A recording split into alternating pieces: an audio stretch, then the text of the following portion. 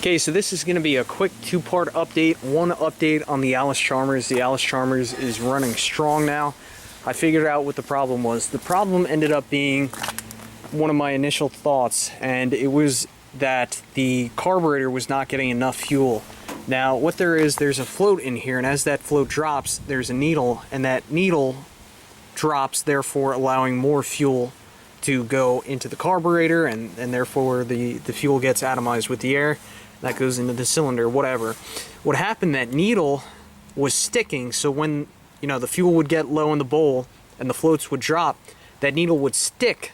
It would eventually come down, but it was starving the engine of fuel, so that's what ended up being my issue. But you know what? I fixed a lot of other issues along the way, so tractor is running very strong, and I'm very happy about that. So here's a quick look at what the float looks like thus far. And a lot of the woodwork, I mean, the wood on the sides was from recycled pallets. The woodwork on the structure up there, most of that was recycled pallets. The only wood I had to buy so far was these 2x4s to keep this thing up. These barrels were purchased on Craigslist for 40 bucks, and basically, as strange as it sounds, what this is going to be is it's going to be an embalming float.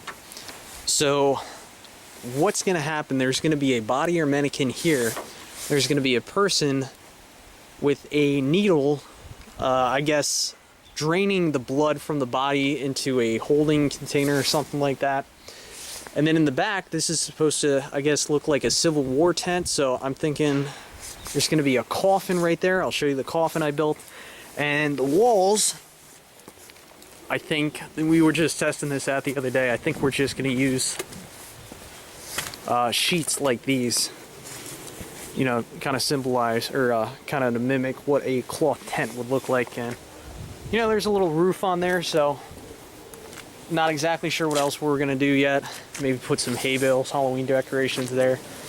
These scrolls I blacksmithed myself, and we plan to put two little lanterns on either side, kind of like you see on a horse carriage. Oftentimes they'd have some type of, I don't know, what do you call them, lanterns on the front? Kind of, well, I can't imagine that they really lit up the way too much, but it's just going to add to the rustic look of this float. So I'll definitely keep you guys updated. That's all I have for now. What else I have to do, I have to figure out where I'm going to put the generator. I'm going to put a little Honda generator on the back, try and have it so the exhaust faces away. Also, another issue is this float is going to be happening at night.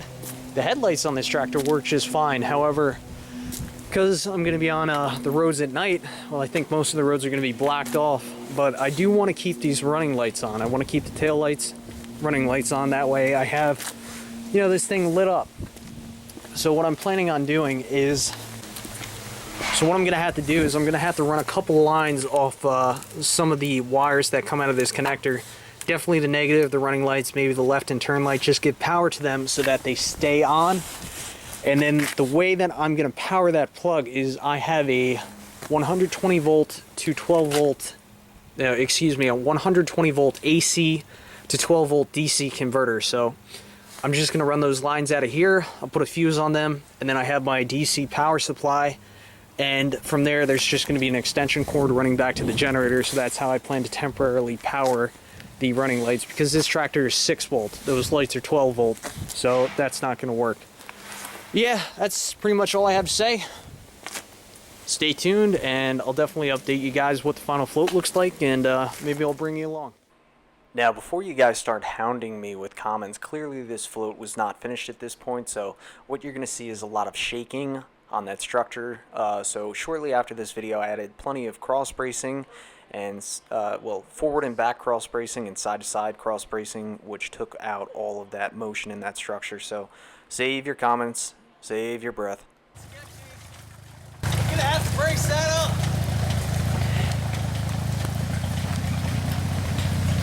I don't like that shape.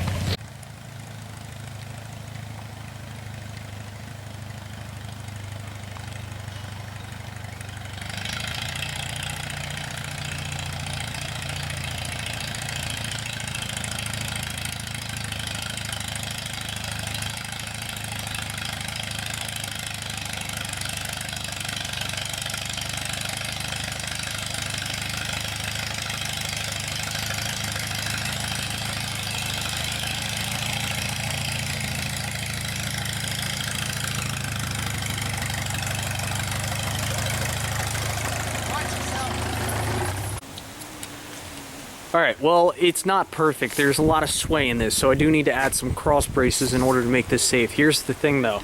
I want to be able to load the tractor up on this trailer. So if I put cross braces in the back, that's kind of going to prevent me from doing that. So what I'm thinking I'm going to have to do is load up the tractor, put the cross braces on there, and when we get down to the parade, then I'm going to have to take those cross braces off, unload the tractor, put the cross braces back on. It's a lot of extra work, but if it's going to keep that stable, then, you know, it needs to be done. I was thinking another option I had was I could put an eye bolt up there, eye bolt up here, do some cross bracing with some ratchet straps.